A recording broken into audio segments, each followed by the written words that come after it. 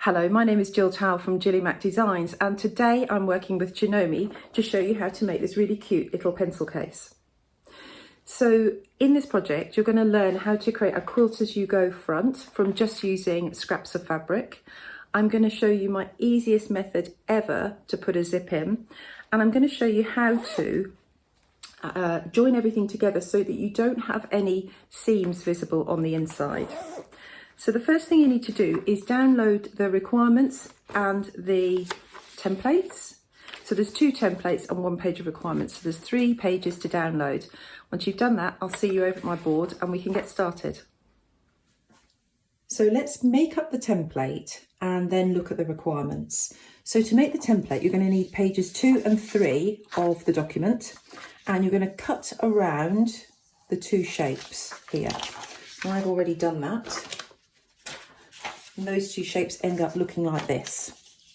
Then all you're going to do is you're going to join them together where it says join to side B, that's B, join to side A. So we're just going to join these 2 together, and we're just going to do that with a bit of tape.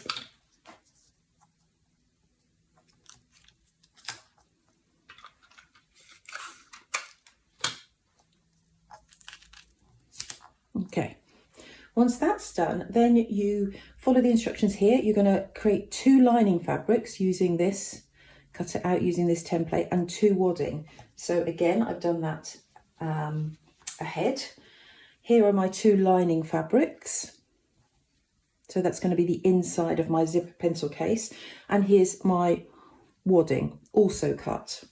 Now, at the moment, we're not going to use the template anymore, but later on you'll see that I come back to the template and just trim back the wadding, because as I do this quilt-as-you-go method on the wadding, it starts to move and squash, and so it becomes a little bit misshapen, and we just come back and trace around the template one more time to make sure it's nice and precise. You're also going to need some fabrics to create this quilt-as-you-go effect, and all you're going to need is strips of fabric. So you want the strips to be at least about the length of your palm here, and you want them to be between 5 and 7 centimetres wide. That's a really good width. Any smaller than about 3, and they're 3 centimetres wide, and they're going to be a little bit unusable. And much bigger, you're not going to get enough on your panel to actually make it look like a quilt-as-you-go panel. You're also going to need a zip. So that's all you're going to need in terms of, if you like, fabric type of requirements. Let's look at the machine feet you're going to need. So in terms of the machine feet, you're going to need a normal foot, or that's often called a zigzag foot, and that'll be the one that your machine comes with. And you're going to need a zipper foot, and they either look like this. That's the one for my class machines, and that's the one for the machine I'm going to use today. The other foot, which is totally optional, you'll see that I'm using, is a foot like this, and that's called a walking foot. And what that does is it helps the fabric move through with more ease. So at the moment, the fabric is moved through by something called the feed dogs, and they're just the little serrated wheels that are, or they're like wheels, that are underneath your machine foot. You can probably see them now if you have a quick look at your machine. And all these do is this adds a second set on top. So this is a nice to have. It'll just make doing the quilt-as-you-go pan a little bit easier, but using this foot will be totally fine, and I'll be able to show you how you would use that foot. So this is what we're aiming for with the quilt-as-you-go panel, and we're going to be making 2 of these.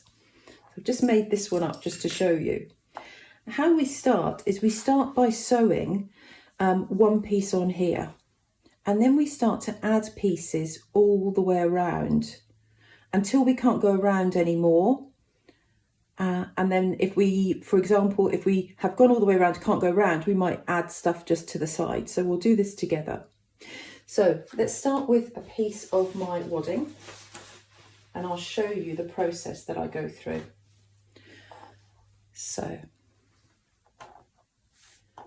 here's my wadding, and I will start off with a middle piece of fabric. So I'm just going to take one of my fabrics. Let's use this one here. And I'm just going to cut a piece from the end. So obviously I don't want the selvage, just want a piece of the proper fabric. So I cut the selvage off. And I just want a piece of the proper fabric here. You can decide, you can see how this one was much smaller. Let's start off with a bigger one here. Okay. And then I'm going to start to add fabric all the way around. So I'll start going at 12 o'clock and then I'll add a piece at 3 o'clock and then 6 o'clock and then 9 o'clock and then 12 o'clock, 3 o'clock. So I'm going to keep going round all the way around, just like a clock. So my second piece, we'll sew down that one together and then let's make my second piece this one. Okay. And I would need a piece of fabric. Again, I don't want the selvage, so cut away the selvage. And then I will need a piece this size.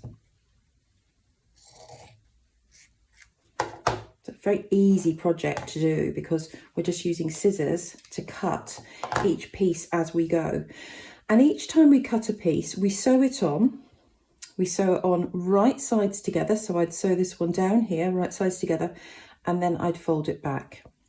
And each time a piece goes on, including this piece, we quilt it, we put lines through it, and those are what these lines are here. Now, these lines are just straight lines, but you can you see here I've put a decorative stitch in, and up at the top here I've put a decorative stitch in. So we're going to mix it up. Some of them will be just straight lines and some of them could be decorative stitches. And there's no overall plan here. I just pick up the fabrics that I think I would like to use next. And I try not to use two of the same. So here's two of the same, or there's two of the same. Try not to use them next to each other so that it looks a little bit more broken up and it's got lots of pops of colour in all over the place. So thread up your machine with just a plain thread, anything you've got. You don't want it to be super thick. You want a nice full bobbin.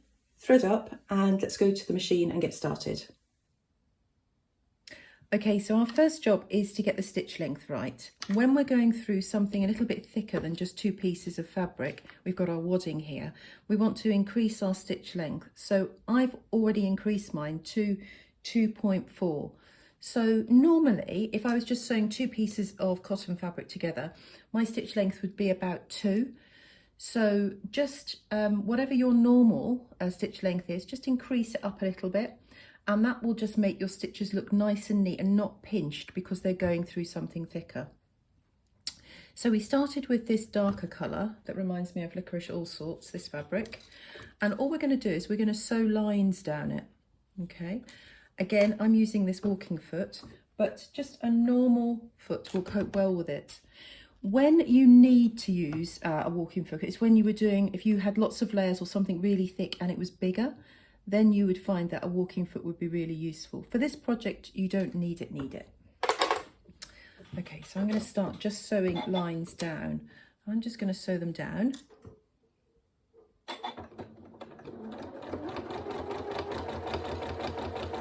I'm just using the edge of the fabric along the edge of my foot.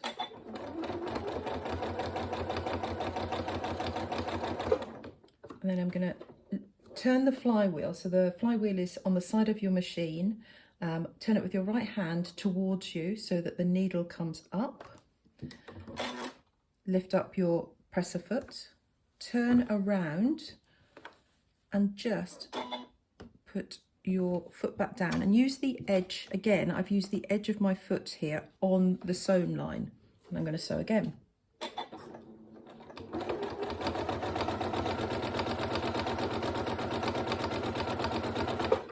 Okay, again turning the flywheel on the right hand side up towards me. Lift my presser foot up, turn around, and then just reline up. So I want this side of my foot on this line of stitches.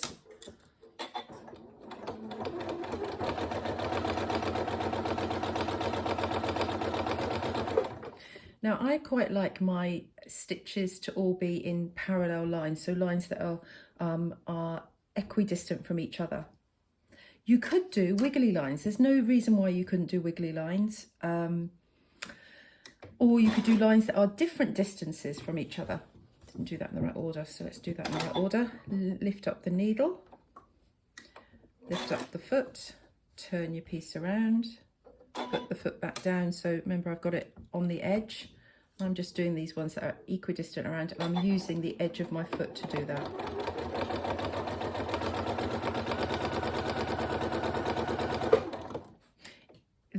This is easier. This method of lifting the needle up, lifting the foot up and turning around is easier than stopping and starting at the beginning of each row.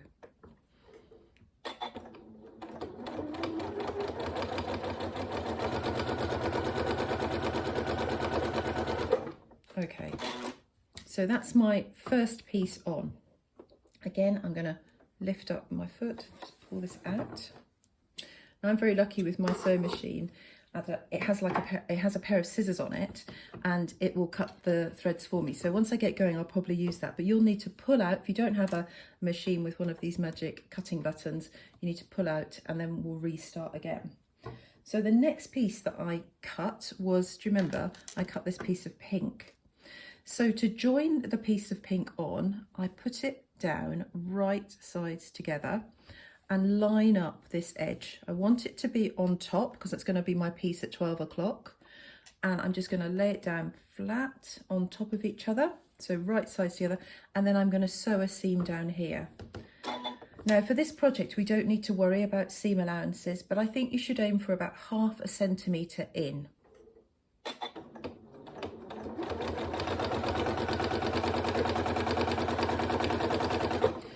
You might also notice that I'm not going backwards and forwards. I'm not securing the stitches at the front, at the beginning of a line of stitches or at the end. And that's because we are going to be sewing over the ends of all the different stitches very quickly here. So they're not going to have time to unravel. So you would pull out and cut. I've just used my scissors. And then you finger press this up. This is called finger pressing, just pushing it. You could go to the iron, but there's no need to do that. And ideally we want to avoid doing any ironing. So just push that up, and now I'm going to do my lines again. Okay.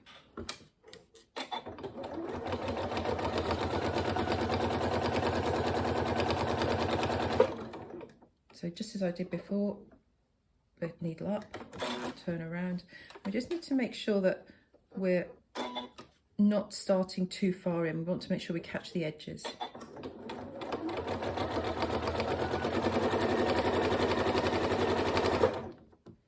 Needle up.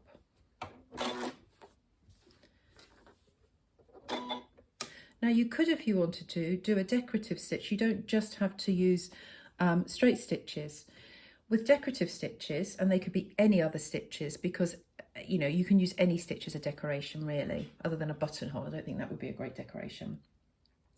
You have to think about the fact that you've got wadding here, and it's quite thick. So some of the stitches, they're called satin stitches, and they're ones that have stitches really, really close together.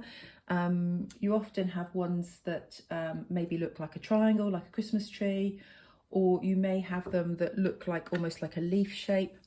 I would avoid those because it's hard for the machine to go through the wadding and the fabric and create those stitches, and for the your normal foot to move all of those along. But you could even just try doing a zigzag stitch. So I'm going to change mine to a zigzag, and then I could just do a zigzag stitch along here. Just not all the time, just now and again.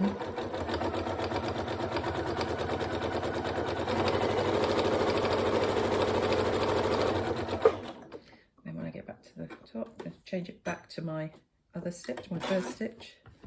And it just adds a little bit of something different.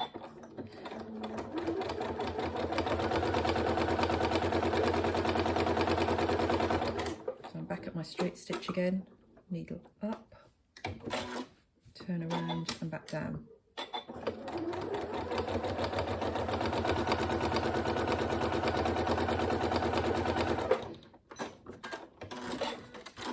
Okay, so that's my first two pieces on. Now I want a third piece. So let's go for a greeny piece. So here's some of my sort of a lime green. And all I'm going to do is I'm going to measure what I need. Now I want to cut off the selvage at the top. And then I'm just going to measure what I need from the top, how far up, place it on, come down to where I want my piece to stop. And then I'm going to cut. Now don't cut it too short. You don't want it massively longer, but a little bit longer won't be a problem. So let me show you. It's just a little bit longer. If it's shorter, you'll see in a second why that's a problem. Now to join this on, we're going to do exactly as we did with the pink piece. We're going to flip this over. And we're going to sew down. Now can you see this time we've got edges that are wiggly here. We haven't got a nice flat edge to put it against, and you always want to line up with the shortest edge. So I'm going to make sure that I'm covering the black because the black is shorter. If I didn't, and let's say I just did it to the pink, then when I flip this back, what happens is I have a hole here, and I don't want a hole. So you need to make sure you look at whatever is the shortest piece and make sure that that is covered. All right. Again, you're going to use maybe your ½ centimetre seam allowance, and you're going to sew down it right sides together.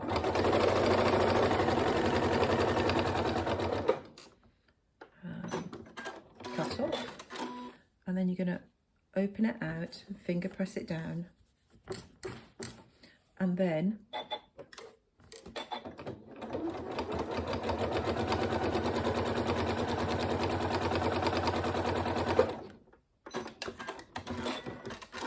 carry on just as we were.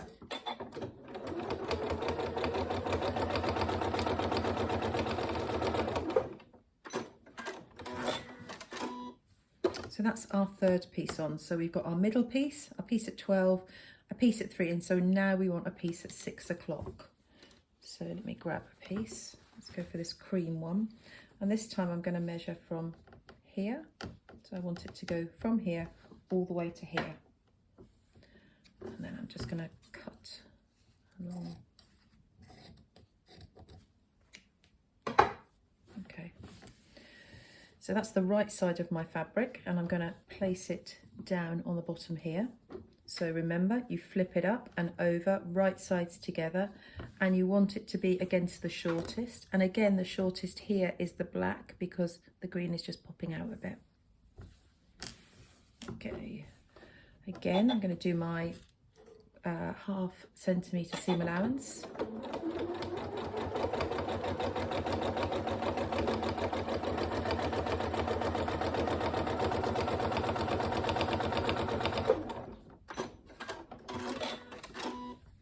So that's the piece secured on. Now I can flip it over and I can sew down it. Can you see here that it's covering up this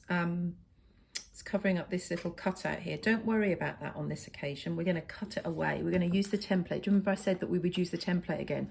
We'll use the template just to sort of square up and make sure everything's still the right size at the end. So I'm going to carry on putting this one on, and then we'll put this one on together. So here is this one on, and you can see I've just started, even though this is hanging off the edge, it doesn't matter. You'll see that I'll trim it back in a moment. So now we've got our piece at 9, piece at 12, piece at 3, piece at 6, and we want our piece at 9 now. So I've got another piece of green, but a different green. Cut off the selvage. And again, measure from the top to the bottom of where I want it to go and cut. So you can be really creative with this. You don't, I mean, I've started with a sort of a rectangle shape here. You could start with a square. You could even start with a triangle. You could start with all sorts of shapes because you just build it out from there. You also, I mean, I'm making my shapes go on so that they're sort of quite angular, like a square. You could have the odd piece that comes across at an angle like that. So there we go. Lined it up again. I think the black is, and a bit of the pink is the shortest, so I'm lining it up with there. And this hangs over the edge. That doesn't matter, it's going to be covered up.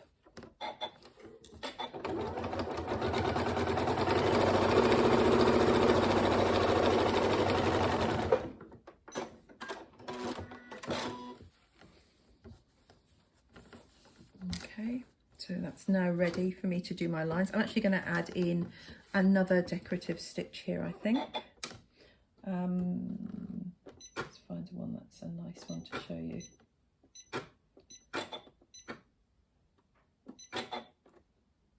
one again.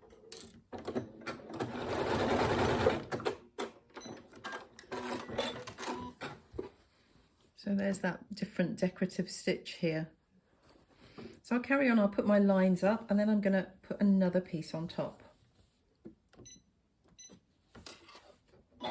The other thing you could do is you could change the colour of your threads from time to time if you wanted to, or you could use variegated thread, and that's thread that moves from one colour to another. I've got one here. You can see this one's got almost like a rainbow of colours here. It's got reds and pinks and it's almost neon colours really. So you could do all sorts of different things to add variation. You might not have lots of decorative stitches, that doesn't matter. This project looks great with just a straight stitch across all of it. If you've got some decorative stitches, why don't you use them to try them out? Because it's really good to see what they're going to look like sewn out, what they look like in different colours, maybe using different threads, and just use the project to almost test out your machine as well.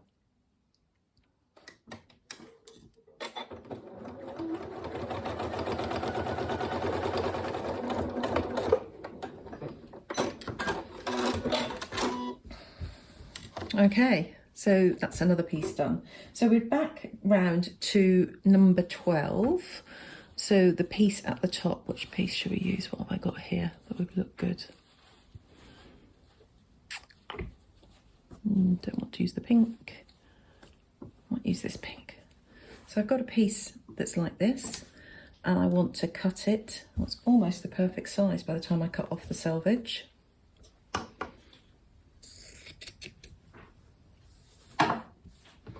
Again, right sides together, lining up with the shortest piece, and that's the red or the pink underneath. Joining it on.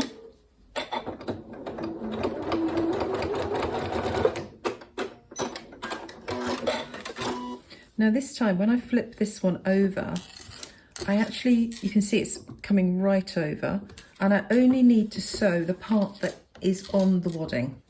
Okay, so I won't bother sewing all the way up here, it's just not necessary, I'm going to cut it off.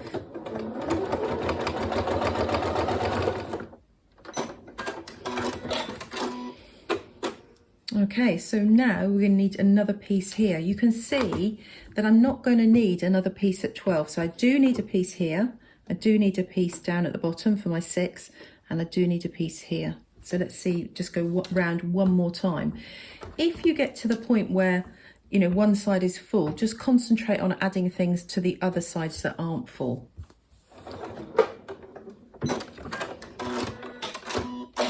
Okay, and that's one of the panels done. So you're going to create 2 just like that, and then we're going to go back to the board once you've got both of yours done, and then I'm going to show you how you're going to trim them back so that you don't have all of this bits overhanging, and we get them back down to the really nice neat side that we need. So finish off your second panel and I'll meet you back at my board. So here are my 2 panels. This one is already trimmed down. You can see how nice and neat it is. This one, not so. So to trim it down, what I'm going to do is turn it onto its reverse, and we're going to put our template back on and just mark around where we want to cut. Sometimes it's not so bad with this one actually. Sometimes you'll find that the wadding is going to get really squashed and you'll see bits of wadding coming out, but you can just, I'm using a Sharpie, you don't need to use a Sharpie, it's not ideal, but what it does do is it means that you can see what I'm doing, and you can go around just with a normal pen or pencil, as long as you can see it. Nobody's going to see these marks afterwards, so it's not such a big deal.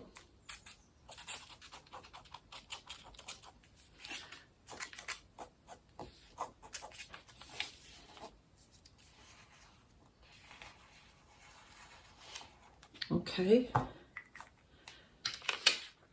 and I now need to just trim around here, so that's what I'm going to do.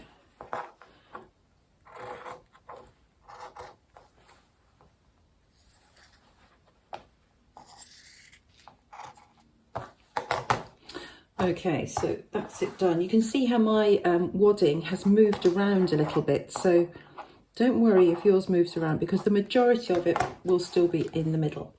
So next thing is just check that both of these are the same size, because that would be bad if they weren't, and they are. Okay, so next job for us is actually to put the zip on. So let's start off with one of our sides. So we need one of the sides of the exterior facing up. Then we take our zip. Now I've got a really nice long zip, and I like working with longer zips because I think you'll find it easier. So don't worry about where the zip pull is. Do the zip right up and just place the zip on here. I get the pull out of the way, and you want to line up the top of the zipper tape. So the zipper tape is the bit either side of the actual zipper teeth. The top of the zipper tape along the top of your of the side, and you want them right sides together. So the right side of the zip is the side with the zipper pull. So you want that facing down on top of your of the panel you've just made. Then we're going to grab a piece of lining and we're going to pop that on here like that. And we're going to go and we're going to sew that down. Now what we need to do, all of this, or the lining, the edge of the zipper tape and my external piece are all lined up really neatly. The sides are lined up neatly, and then we either clip or pin them. So I'm going to use clips. You could use pins. If you're using pins, just be careful that you don't hurt yourself with a pin. They can be really sharp. And then just like that. And now what we need to do is you need to change your foot to your zipper foot. And if you're not sure how to do that, look on your manual and just change your foot so that we're ready to put the zipper on. So I've got my zipper foot on here now. Let me just show you how most machines' feet would be changed. So if you lift your presser foot up, normally there's a button at the back. Sometimes they're red, sometimes they're black, and you just push it towards the front of your machine and your foot falls off. And the foot is attached by a bar here. So if I wanted to put my normal foot or my zigzag foot back on, I'd place the foot underneath and just drop it down onto that bar, and then it's fixed. Want to take it off, I just press the button at the back towards me. Now, if you've got a foot like this, you can't put your bar in the middle, it won't fit. You've either got to go add it to one side or the other, and that will mean your foot is either this side of the, so it's mainly this side, or over here it's mainly that side. So don't get stuck trying to put it on in the middle, it won't work with that foot. You either have to be on one side or the other. It's called a universal zipper foot. Okay, let's get mine back on. So I've got my pieces all lined up here, and what I want to do is I want to aim to sew halfway between, so let's just have a quick look at the zip. I want to aim to sew halfway between the zipper teeth and the edge of my zipper tape, and the edge of the zipper tape is lined up here with the edge of my fabric, and I can feel here where the zip is. When you put a zip on, if you always aim, unless it's a concealed zip, which is a little bit different, if you always aim for halfway between where the teeth are and the edge of the zipper tape is, then you're going to get a really nice looking zip installation. So I'm just going to pop mine down. Now with your foot, you may need to move your needle over to the left. And you may find that there's a button to do that on your machine, or if you change the width, if I show you me changing the width of my stitch here. Can I do that? Yeah. I don't know whether you can see that. My needle is just moving over to the left, okay? And I could do exactly the same thing by moving it over to the right. Okay, so if you don't have a button that presses so your needle moves straight over to the left, then you may want to play around with your width and that may do it. With me, what I want to do is I've got a little hole in the middle of my foot that I'm going to use. So remember, I can feel, I might not be able to see it, but I can feel where the needle, where the zip is, and I can see where the edge is, so I know what I want to sew. Your stitch length should be sticking around that 2.4, maybe 2.2 size. And it's just a normal straight stitch we're using here. I'm just going to carry on going down, just feeding it in. And remembering, feel where the zip is, you can see where the side is, and you're aiming for halfway along. Remember, you want all of the edges of your fabrics to be all lined up neatly.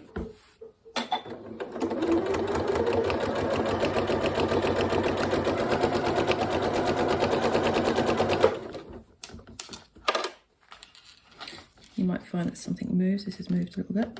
Move it back.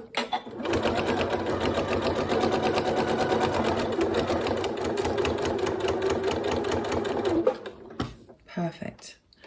Let's go to the board and see how that looks. Okay, so this is how it looks. So I've got my stitching along here. If I open this out and then push it back, then I have my lining on one side and I have my front of my bag, or one side of my bag, on the other. And none of the seams are shown, okay? So next we're going to do exactly the same on the other side. So we start off with the exterior facing up, and then we're going to put the zip, so it's almost as if the extra piece that we've just added isn't there. We're going to put the zip facing down, okay, lining up those edges there. And then once again we're going to have the lining facing down. Okay. So again, concentrating on getting those edges all lined up at the top, and then I'll clip them. And again, you could use pins, just be careful with pins that you don't hurt yourself. Take a moment to make sure that everything is lined up, because if it's not lined up, the well, your stitching may slip, so it may go a bit wiggly, and also the zip won't look like it's been lined up very well. So it's worth taking a moment just to make sure. The other thing you need to make sure is that these sides are lined up as well. So I'm going to sew that side on just like I've done before. So I'll do it myself and I'll come back to the board when it's done. So just sew along here, just as we've done. Remember, feeling where the zipper tape is, the zip is, and knowing that you're sewing between the zip, the actual zip you can feel, and the edge of the zipper tape. So there's the second side on, and if I just show you, if I flip this over like I did the last one, that would be how the inside is going to look, and I just open it up. So I've got my two sides of my exterior on the zip, and in here I've got the two sides of the lining on the zip.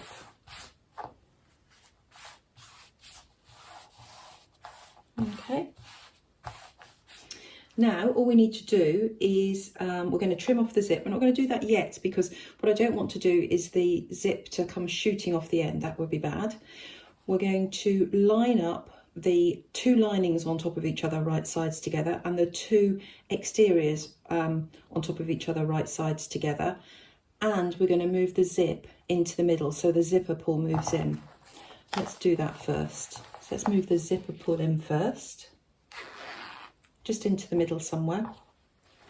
And then let's put the two linings on top of each other and the two exteriors on top of each other. So now, let's get this right.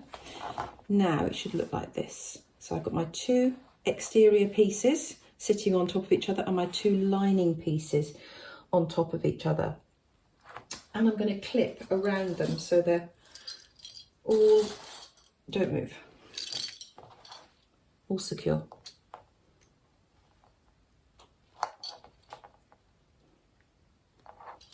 Again, you could be using pins.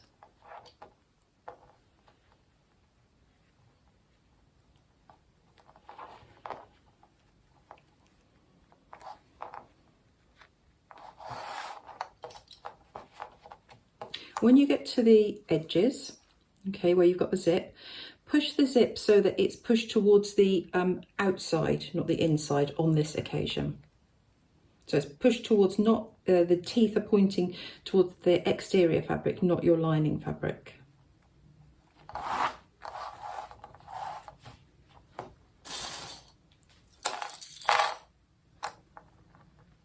Then once that's done,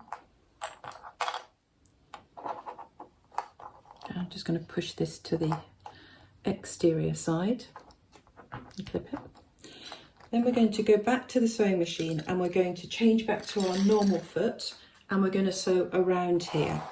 So how we're going to sew around this is we're going to sew down each side, so all the way down. Now because this is a nylon zip, you couldn't do this with a metal zip. Because this is a nylon zip, you can sew right the way across it. So we're going to go all the way down one side, then all the way down the other side. Then on the bottom edge, which is this one here, of the exterior, we're going to sew all the way along here. Okay, so we're going down this side, and along here. And then on the bottom here, so on the lining side, we're only going to come in by about 5 centimeters and stop. So 5 centimeters. So you have a little gap here, and that's how we're going to turn it. Okay, so your zip should be in the middle, and we're going to sew all around, apart from we're leaving a gap here. We're not sewing around these corner bits that I've cut out. So let's go back to the sewing machine and we'll do that together. So I've got my normal foot back on. I've got actually my walking foot, but you would have put your normal foot back on. And then in terms of a seam allowance, that's how far from the edge you're going to use. I think that on this occasion you should use the edge of your foot wherever that is.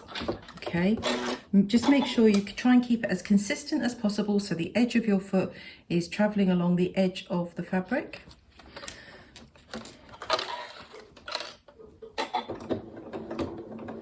Your stitch length is going to be back at 2.4, 2.5.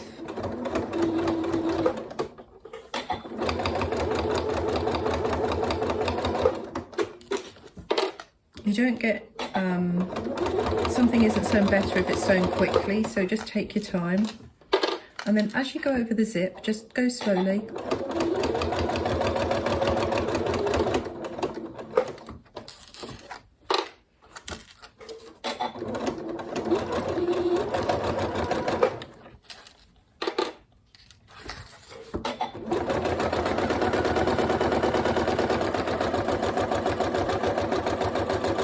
And again, there's no need to go backwards because we're not, we're going to be sewing over this again in a second. So that's one side sewn. Let's do the other side. So the other longer side.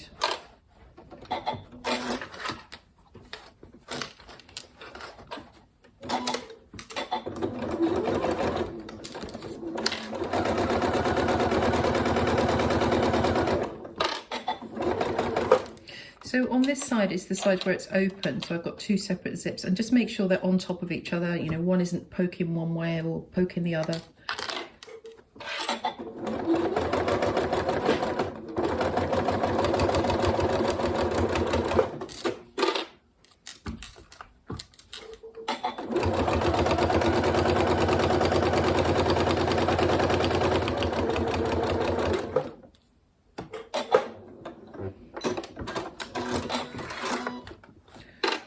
And then at the base of your work, so this is my external side where they're right sides together. I'm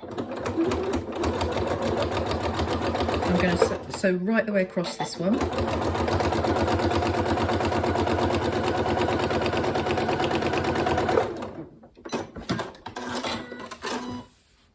And then on the other side, where you've got your lining, you're just going to go in 5 centimeters, and you are then going to do a little backwards line, backward stitch, about 5 centimeters, and then just do a little backwards. And then I'm going to start with my backwards. Yeah. So So I've got a little button here that goes backwards. You may have one maybe to the right of your, sometimes the backwards buttons are around here, sometimes they're to the right of your machine. Just have a look. Okay, let me stop there. So the next job, we won't go to the board, we can do it here together. So you can now cut off your the edges of your zips. So that's a nice easy job to do. Cut those off. Now these look like, you can use, I wouldn't use your best scissors for this job, cutting off. You would just use regular scissors for that. And then what we need to do is we need to what's called box the corner. So we've got this little L shape here. And what we're going to do is we're going to open it up. So we're going to open it up, and it's a bit like a frog's mouth. As you open it up, the top comes down and these two meet each other. Just like that. So do that again. So it's the L shape, and you open them out and these two come down. You're going to put them on top of each other. The seams sit on top. Just pull out the edges like that, and the seam sits on top. And either pin or clip it. And what you want is you want one seam, there's my two seams here, we want one seam to fall one way and one seam to fall the other, and that's called nesting the seams. So let's pop a clip on that.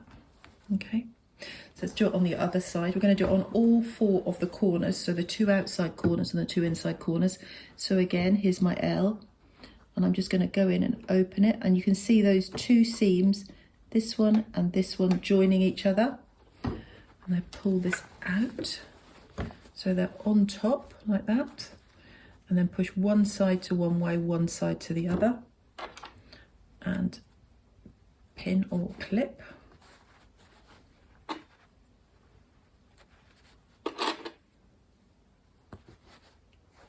And then do exactly the same on the lining sides as well. So again, it's not some, well, I guess it's almost like a backwards L there. Open it out, and these two sides will come down to each other. Again, pull out the sides like this, and you'll find that it'll come together easily. One go one way, one seam go the other. So you want the seams lying on top of each other, but the seam allowance falling to one side on one, falling one way on one side and one way on the other. And then lastly, last corner, pulling it out.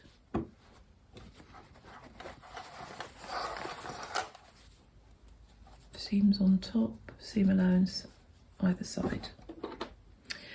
And then, almost the last job we've got to do is we sew across here. So let's start off with an external side. So you're just going to pop this underneath your sewing machine. So you're going to have like a bit of sort of bulk here. Make sure you've only got the bit under your sewing machine you want, and just push the rest down. Use whatever seam allowance you've been using. So we've been using the edge of our foot. Now, as I start sewing this time, I am going to do a little backward stitch, and that's because this is going to be the corner of my bag, and I'm not going to be sewing over it, so it's really important this is strong. So a few stitches in and then a few stitches back. When you do a backward stitch, you always have to hold it down. It won't just, if you press it once, it won't carry on going backwards. It will start going forwards again.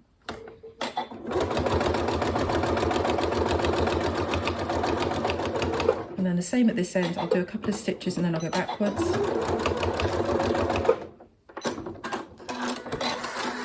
And that's that corner boxed. You'll see what that means when we turn it the right way out. Then this corner, exactly the same.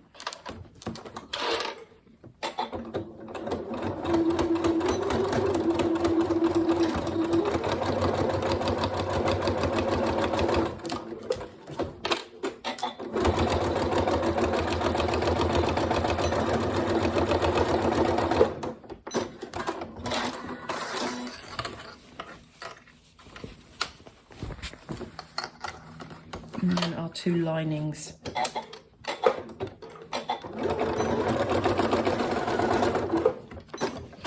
Okay, so now we've got all of the corners are, it's called boxed, and you can turn through your bag through this little hole. If you need to make the hole a little bit bigger, that's fine too, that won't matter, but turn it through the hole. So I'm going to do this for me, and I will show you what it's like when it's finished. I think my hole's a little bit small, so I'm going to make mine a bit bigger. Okay. Just grab a piece of the inside and bring it through the hole.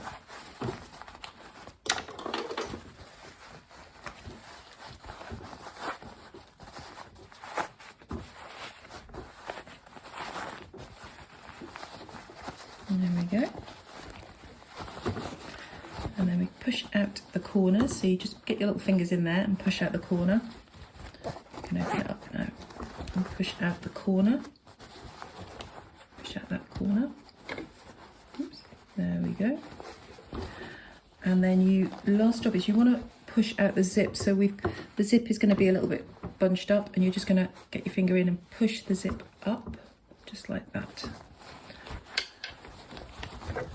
The lining in. Now you can finish off the lining by hand. That fills you with horror. You can use the sewing machine just to sew up that tiny little gap in the lining that we've used to turn. And then that's our pencil case made, and that's the side that was done before. That's the side that we stitched, so we can see the decorative stitches here and down the side. Let me just push this one up a bit more. And you, as I say, you could use, it would look really nice with different colours if you wanted to change your thread along the way. But just using, even if you just use your straight stitches and not the decorative stitches, it's such a nice bag. And you can create, you know, maybe you've got somebody who really likes football, or maybe you've got somebody who really likes racing cars, and you can find fabrics, just small amounts of fabric, to build up and make a special pattern for each person that you're making it for. So I hope you've enjoyed making your own zipped pencil case. You can see that putting in a zip isn't all that hard at all. And you can use this quilt-as-you-go method to make lots of different things. So once you understand the method, it's great. And adding in decorative stitches does make the project just a little bit more interesting. So if you wanted to, you could always do that, or even change your thread as well. So Janome and I would love to see what you've made, and you can tag us on Instagram or on Twitter using hashtag #JanomeMakes or hashtag GillyMacDesigns, or you can drop me an email to mail@GillyMacDesigns, and I'll make sure that Janome see whatever you have created. So thanks for sewing with me. Happy sewing.